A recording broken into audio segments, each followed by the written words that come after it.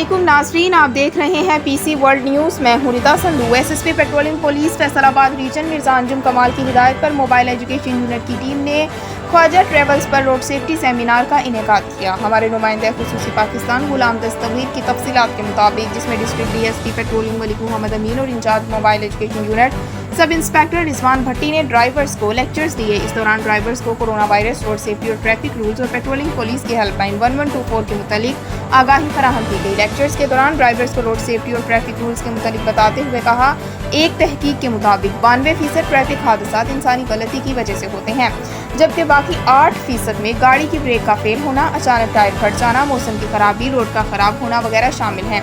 उन्होंने ड्राइवर्स को हिदायत की कि वन वे की खिलाफ वर्जी मत करें, हमेशा सीट बेल्ट का इस्तेमाल करें, गाड़ियों के दरमियान मुनासिब फासला रखें और हमेशा 2 सेकंड फार्मूला पर अमल करें। अगर 2 सेकंड ड्राइविंग से तवज्जो हट जाए तो हादसा पेश आ सकता है।